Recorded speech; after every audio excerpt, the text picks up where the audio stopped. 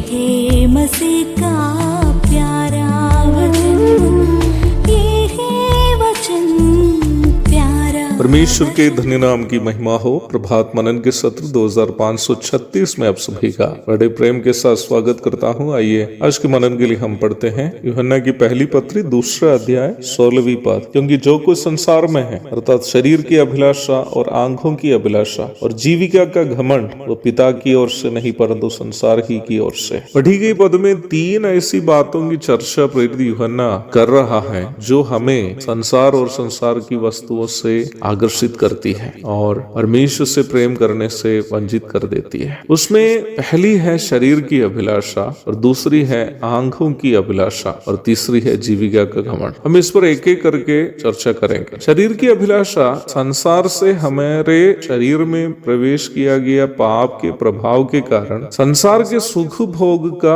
आनंद अनुभव करने का शरीर की तीव्र इच्छा को सूचित करती है। याकूब अध्याय 1 पद 14। शरीर में वास करने वाला पाप को जो हम अपने पूर्वजों से प्राप्त किया है जन्म पाप अथवा हेरिडिटरी सिन कहते हैं। जन्म पाप हमारे शरीर के पापमय स्वभावों को उकसाता है और परिणाम स्वरूप हम पाप करते हैं। जो पाप हम व्यावहारिक रूप में करते हैं उसे कर्म पाप अथवा ट्रांसग्रेशंस कहते हैं। इफिसी 2:1 में हम इन दोनों शब्द को देख सकते हैं। जन्म पाप कर्म पाप में तब्दील होने के संबंध में मैं आपको एक उदाहरण बताना चाहता हूँ। मान लीजिए कि मेरे अंदर क्रोध करने का स्वभाव है जो मुझे मेरे पूर्वजों से प्राप्त है। एक व्यक्ति के रूप में मैं नहीं चाहता कि किसी पर क्रोध करे, क्योंकि मेरा विवेक मुझे सिखाता है कि बार बार क्रोध करना और किसी से झगड़ा करना उचित नहीं है और एक सभ्य स्वभाव भी ये नहीं। परंतु ऐसी परिस्थिति में शैतान जो संसार का ईश्वर है 2 कुरिन्थियों 4:4 मेरे सामने कोई ऐसी हालात पैदा करेगा जहां मुझे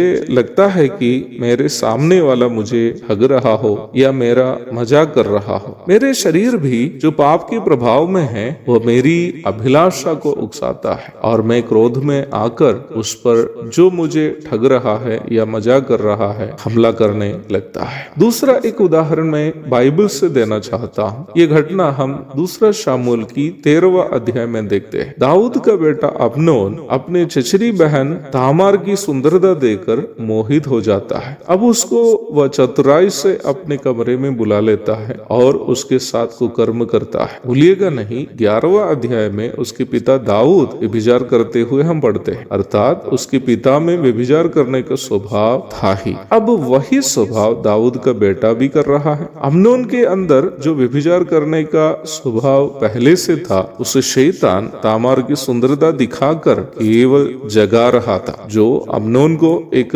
व्यभिचारी बना दिया। केवल व्यभिचार ही नहीं, आत्मिक बातों को महत्व दिए बिना संसार के किसी भी सुख सुविधाओं के पीछे हम करने वाला भगदड़ पाप है। परमेश्वर के लोग संसार के सुखों के पीछे नहीं बल्कि इस सोच में जीवन बिताना है कि अपने जीवन से कैसे परमेश्वर को प्रसन्न करें। हमें से किसी का भी जीवन एलीशा का दास गेहसी के समान नहीं होना चाहिए, जिन्होंने नामान से कीमती चीजें पाने की इच्छा से उसके रथ के पीछे दौड़कर अंत में कोढ़ी होकर जीवन बर्बाद किया। हमें जब अपने अंदर संसार के सुखों की और अभिलाषा उत्पन्न होती है उसे शैतान का फंदा समझकर उससे हमें बच जाना चाहिए। एक और शुभ दिन की धन्य कामनाओं के साथ आज का मनन में यहाँ समाप्त करता हूँ। प्रभु आप सबको आशीष दे। आमीन।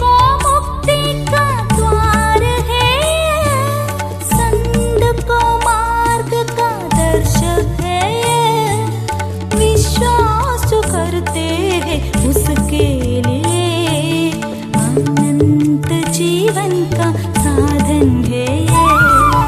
ये है वचन प्यारा वचन, यीशु मसीह का प्यारा वचन।